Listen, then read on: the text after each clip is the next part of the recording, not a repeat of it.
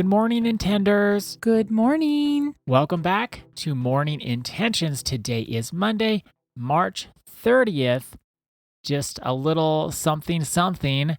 And I think it flows well into what we wanted to talk about today. Today is episode 300 of this generation of Morning Intentions. So, round of applause to all of us who have been here. Thank you for joining us, whether it's one episode or all 300.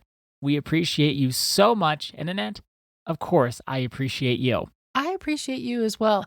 You know what I'm going to say, though?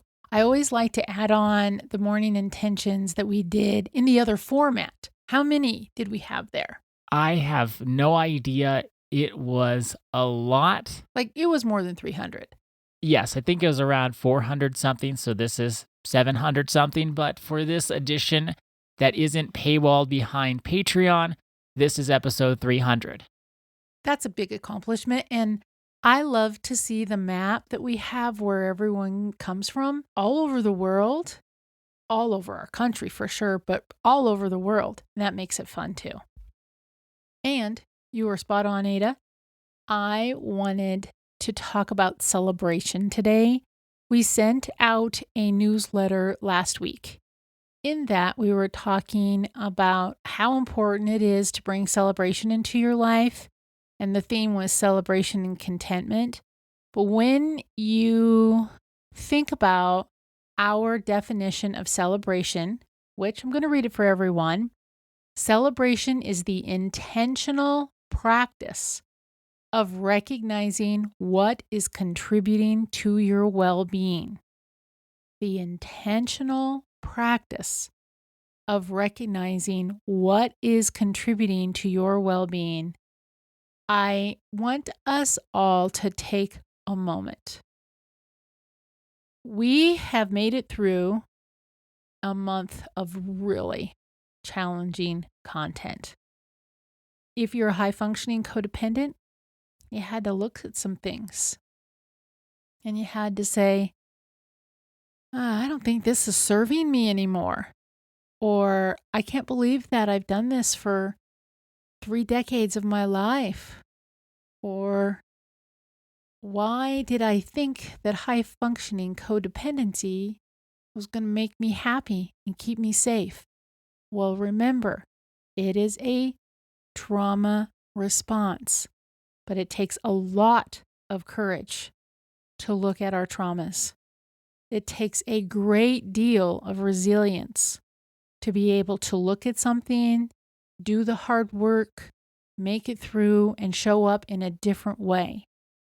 So I want us to celebrate if we're high-functioning codependent and know that we don't have to stay stuck. I don't know how many episodes we're going to continue with Terry Cole's book. We're going to just do it until we're done. Starting today, we're going to begin part 2. She's given it the title, High Functioning Codependence in Recovery, Feeling, Allowing, and Doing Just Enough. That's going to be our focus here on out with the book. I also want to celebrate, and please celebrate if you are not a high-functioning codependent, but maybe you're an under-functioning codependent. Or maybe you don't know what you are, but you do know that codependency is part of the equation. Just opening yourself up to looking at what your relationship is with other people, how you show up. Are you afraid of outcomes? How does that play out in your life? Do you have the trauma of not feeling safe, so you developed this way of making sure everything was okay? You were trying to be okay and successful yourself, but making sure everyone else around you is also successful. You have suffered from burnout, which is what we see as coaches, complete and utter burnout in some cases, where it's hard to move forward without saying, I need to take a break for 3 years. It's also the cause of anxiety. We're going to talk about that a little bit more toward the beginning of this recovery portion. But let's celebrate, because even if you are not codependent or high-functioning codependent, maybe you're like Ada, you still probably know someone who is. Maybe someone that you are very close to, your partner, your parents, your children, your best friend. If codependency is in your life in whatever form, it takes courage to look at it.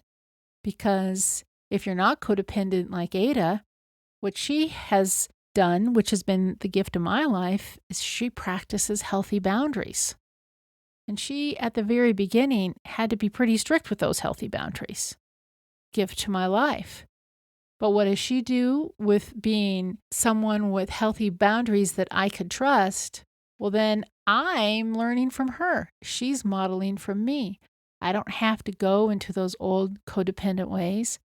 I can show up with authenticity, not afraid of the outcomes, knowing that I can make it through, which is what we're also going to be focusing on from this point on.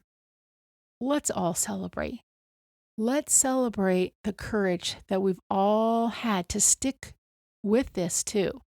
This can be one of those conversations where it's like, I don't want to be talking about this again.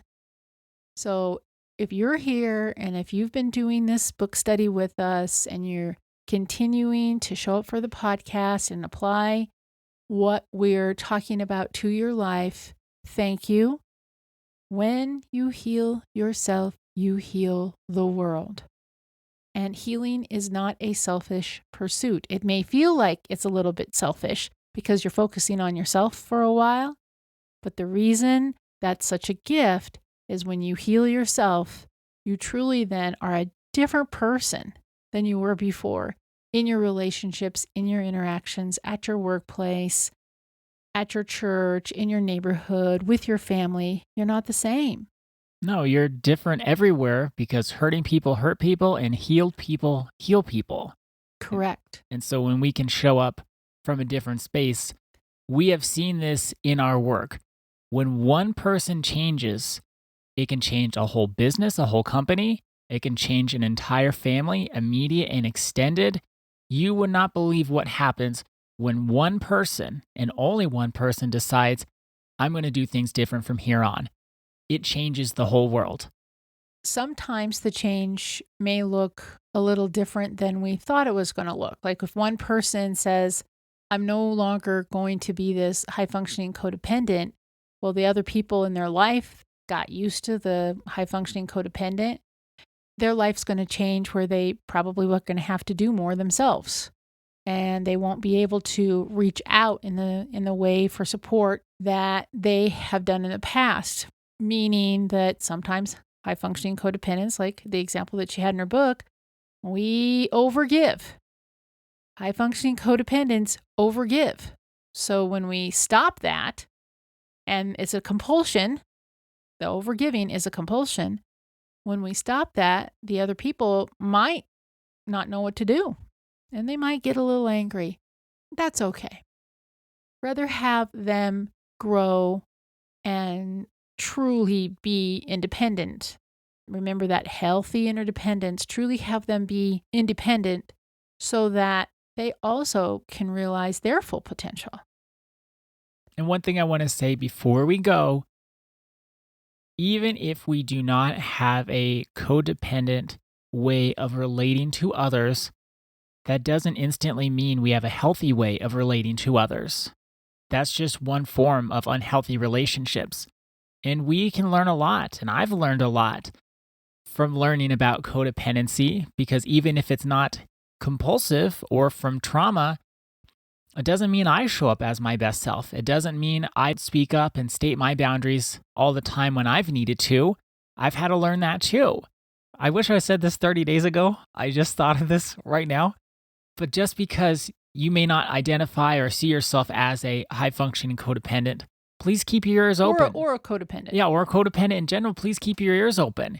You may see within codependency, even if you don't have the whole thing, oh wait, I kind of do that. I can see a form of how I show up that looks similar, even if it's not from a trauma space.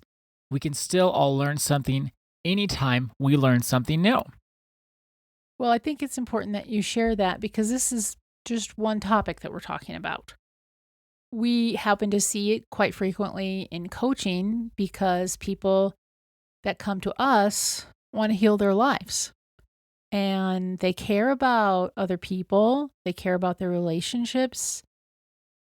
I might be a little biased here, but I think the people that walk through our door have very big hearts and they want to do right by the people they love. They don't want to have contention pervasively in their relationships. And so they're reaching out for help.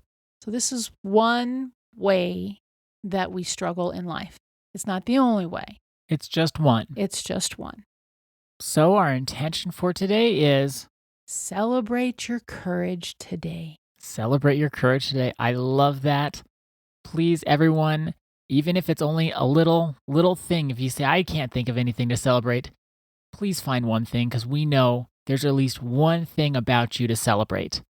And please make that your courage. Thank you so much for joining us today. Our day is better because you are part of our day. See you tomorrow. See you then.